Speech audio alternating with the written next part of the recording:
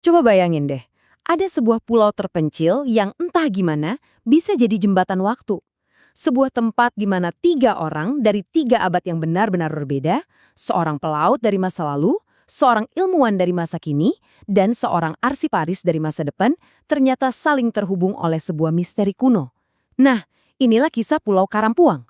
Sebuah pulau yang menyimpan rahasia yang jauh melampaui batas waktu itu sendiri. Tiga orang, tiga abad. Harusnya sih mereka nggak akan pernah ketemu, ya kan?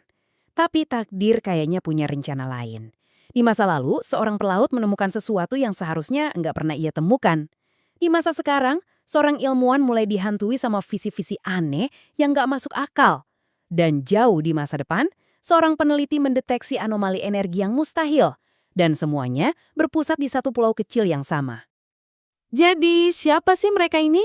Tiga jiwa yang terpisah oleh zaman, tapi nasibnya terikat satu sama lain. Yuk, kita kenalan sama tiga tokoh utama kita yang takdirnya terjalin erat di Pulau Karampuang. Masing-masing dari mereka tuh ngelihat Karampuang dengan cara yang beda banget. Bahri, dia ngerasain pulau ini pakai hatinya, pakai jiwanya. Dia bisa ngerasain kalau ada yang nggak beres sama alam. Ada kegelisahan aneh di udara, dan mimpi-mimpinya jadi makin ganjil. Terus ada Siti Aisyah. Dia coba memahami semua ini lewat data, lewat sains. Tapi alat-alatnya malah error, nunjukin anomali yang nggak masuk akal. Sementara itu Kaelan, dari masa depan yang jauh, dia ngelihat pulau ini sebagai sinyal energi purba yang seharusnya nggak mungkin ada. Tiga sudut pandang, tapi untuk satu fenomena yang sama. Dan yang luar biasanya adalah gimana sebuah legenda kuno yang sama terus-terusan muncul di setiap zaman. Legenda inilah yang jadi benang merah yang nyambungin pengalaman mereka yang kelihatannya sama sekali nggak berhubungan. Kita mundur ke masa lalu dulu. Bahri dapat peringatan dari sesepuh desanya, Tomatoa. Dia diceritain soal jantung buaya, sebuah artefak suci yang dipercaya sebagai pusat kekuatan pulau. Katanya kalau sampai diganggu, bencana besar bakal datang. Nah, buat Bahri ini bukan sekedar dongeng, tapi sebuah peringatan yang sangat nyata. Ratusan tahun kemudian, Siti Aisyah mendengar gema dari legenda yang sama. Tapi di dunianya, cerita ini udah jadi semacam cerita rakyat tentang artefak hilang bernama Jantung Pulau. Dia mencatatnya sebagai bagian dari kearifan lokal tanpa sadar kalau dia sebenarnya ada di ambang penemuan kembali kekuatan nyata di balik mitos itu. Sekarang kita lompat jauh ke masa depan. Dan legenda itu bertransformasi sekali lagi. Buat Kalen, dengan teknologinya yang super canggih, ini bukan lagi cerita rakyat. Ini adalah data. Pemindai temporalnya mendeteksi lonjakan energi yang nyata tepat di lokasi yang disebutin dalam mitos kuno itu. Dongeng tiba-tiba jadi sains. Jadi, gimana sih energi misterius ini nunjukin dirinya ke mereka bertiga? Buat si pelaut, ini rasanya kayak bisikan alam yang salah. Buat si ilmuwan, ini adalah data yang mustahil. Yuk kita lihat gimana satu fenomena yang sama dirasakan dari tiga sudut pandang yang sangat berbeda. Bahri ini kan peka banget ya.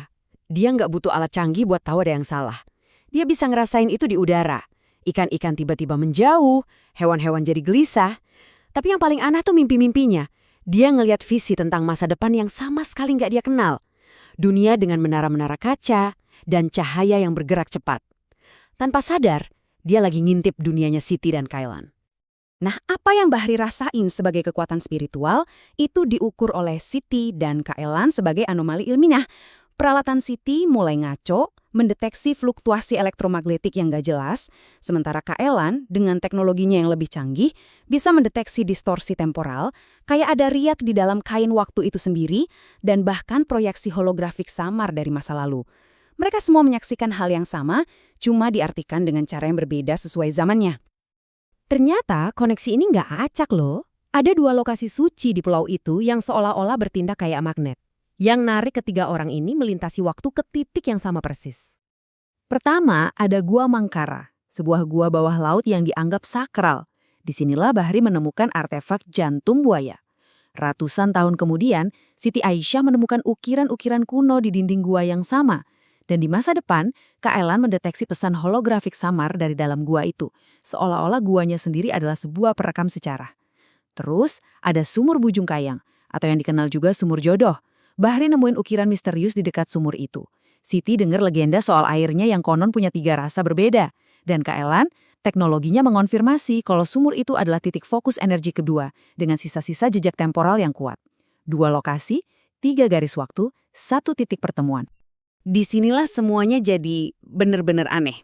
Seiring koneksi energinya makin kuat, tirai antar waktu kayaknya mulai menipis. Mereka nggak lagi cuma ngerasain kehadiran satu sama lain. Mereka mulai saling melihat di dalam mimpi dan penglihatan. Ini udah bukan kebetulan lagi kan? Bahri melihat masa depan Kailan dalam mimpinya. Siti melihat Bahri dengan begitu nyata, sampai bisa merasakan kecemasannya seolah-olah itu perasaannya sendiri. Dan Kailan, si arsiparis dari masa depan, mulai memimpikan Siti, seorang ilmuwan dari zaman yang udah lama berlalu. Realitas mereka mulai tumpang tindih. Oke, jadi apa artinya ini semua?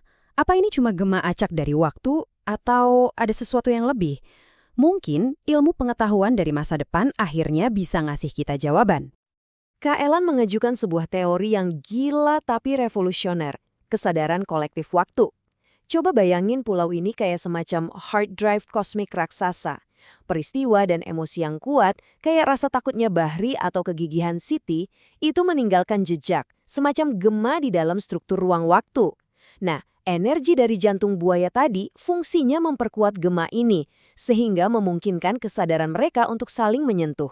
Jadi pulau ini bukan berhantu, dia adalah perpustakaan hidup.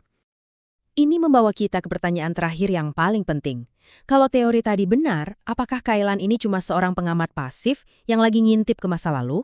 Atau jangan-jangan kegelisahan Bahri dan penelitian Siti itu sebenarnya adalah sebuah pesan yang disengaja? Sebuah peringatan yang dikirim melintasi abad untuk masa depan. Misteri Karampuang mungkin bukan cuma tentang apa yang terjadi, tapi kenapa mereka semua bisa terhubung.